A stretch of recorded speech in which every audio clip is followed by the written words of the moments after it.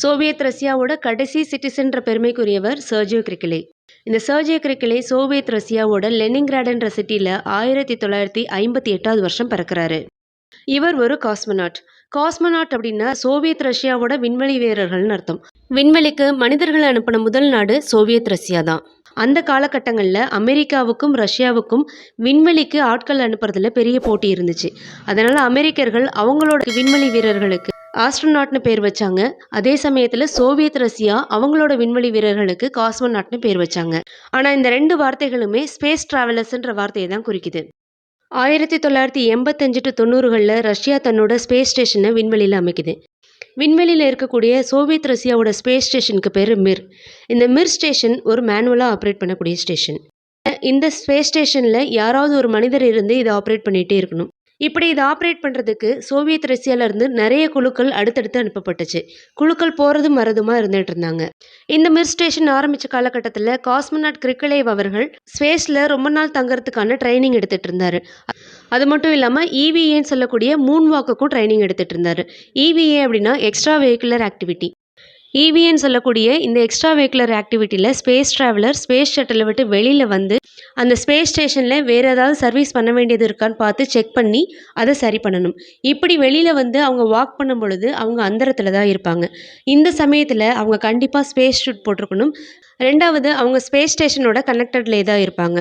இப்படி long term தங்கிறதுக்கான training எடுத்ததுக்கப்புறம் கிரிக்கிலேவ் அவர்கள் 1991 மே 19 அன்னைக்கு ஸ்பேஸ் கிராஃப்ட் மூலமாக மற்ற 2 காஸ்மோனாட்ஸ் கூட சேர்ந்து மிர் ஸ்டேஷனுக்கு போகிறாரு. அங்கே மிர் ஸ்டேஷனுக்கு 1991 மே 19 அன்னைக்கு அனுப்பப்பட்ட அவர் 3 மாத கால இடைவெளியில் பூமிக்கு திரும்புறதாக ஒரு பிளான் இருந்துச்சு. ஆனால் அடுத்தடுத்து சோவியத் ரஷ்யாவிலேருந்து விண்வெளிக்கு அனுப்பப்பட்ட வீரர்களுக்கு லாங் டேர்ம் தங்கிறதுக்கான ட்ரைனிங் இல்லாததுனால இவரே அங்கே தங்க வேண்டியதாகிடுச்சு. மே மாதம் போன இவர் அக்டோபரில் ரிட்டர்ன் வரதா பிளான் இருந்துச்சு. ஆனால் இங்கேருந்து போன காஸ்மோனாட்ஸ் யாருக்குமே விண்வெளியில் லாங் டேர்ம் தங்கிறதுக்கான ட்ரைனிங் இல்லை.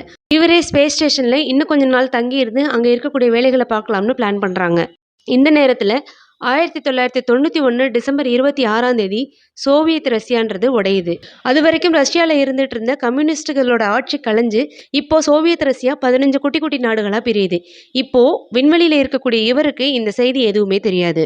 1991 டிசம்பர் 26க்கு அப்புறம் ஸ்பேஸ் ஸ்டேஷனுக்கு இருந்த தொடர்பு கட் பண்ணப்படுது. இப்போது சோவியத் ரஷ்யாவோட இந்த ஸ்பேஸ் ஸ்டேஷனில் யாருமே தொடர்பு கொள்ளலை. ஸ்பேஸ் ஸ்டேஷனில் தனியாக இருக்கக்கூடிய கிரிக்கிலேவை பூமிக்கு கொண்டுட்டு வரதுக்கு எந்த நாடுமே முன் வரலை. இவர் விண்வெளியில் இருந்த நேரத்தில் இவர் பிறந்த ஊரான லெனின்கிராட்ன்ற பகுதி செயின்ட் பீட்டர்ஸ்பர்க்னு பேர் மாற்றி வைக்கப்படுது. அது மட்டும் இல்லாமல் பூமியில் இவர் தரையிறங்க வேண்டிய பகுதி இப்போ கஜகஸ்தான் நாட்டோட கண்ட்ரோலில் இருக்குது. அதனால இவரை பூமிக்கு கொண்டுட்டு வரதுக்கு எந்த நாடுமே முன் வரல. நீண்ட நாட்களுக்கு பிறகு இவரோட குடும்பத்தாரோட முயற்சியாலும் இவரோட ஃப்ரெண்ட்ஸோட முயற்சியாலையும் ரஷ்யா அவரை ஸ்பேஸ் ஸ்டேஷன்ல இருந்து பூமிக்கு கொண்டுட்டு வராங்க. கிட்டத்தட்ட 311 நாட்கள் ஸ்பேஸ்லேயே செலவு பண்ணியிருக்காரு. இவர் 5000க்கு மேற்பட்ட தடவைகள் பூமியை சுற்றி வந்திருக்காரு. இவர் ஸ்பேஸ் ஸ்டேஷன்லேயே ரொம்ப நாள் இருந்ததால் இவரோட தசைகள் தளர்வடைஞ்சிருச்சு. அது மட்டும் இல்லாமல் இவரோட எலும்புகள் ரொம்ப வீக்காயிடுச்சு. இந்த தனிமை இவரோட மனநிலையும் ஓரளவுக்கு பாதிச்சிருந்தது. இதிலிருந்து இவர் மீண்டு வரதுக்கும் சில நாட்கள் ஆச்சு.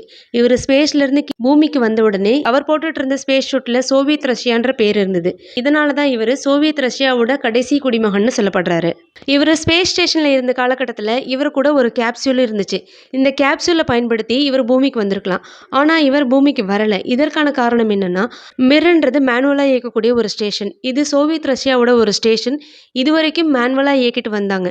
சப்போஸ் இவர் இந்த மிர் ஸ்டேஷனை தனியாக விட்டுட்டு அந்த கேப்சூலை எடுத்துகிட்டு பூமிக்கு வந்திருந்தார் அப்படின்னா அந்த மிர் ஸ்டேஷன் ஆள் இல்லாத ஒரு ஸ்பேஸ் ஸ்டேஷனாக இருக்கும். இது சோவியத் ரஷ்யாவோட பேருக்கு ஒரு களங்கத்தை ஏற்படுத்தியிருக்கும். இந்த காரணத்தினால தன்னுடைய நாட்டுக்கு எந்த ஒரு கெட்ட பேரும் வந்துடக்கூடாதுன்ற ஒரு காரணத்தினால கிட்டத்தட்ட 10 மாசத்துக்கு மேல இவர் விண்வெளியிலேயே தங்கியிருந்திருக்காரு.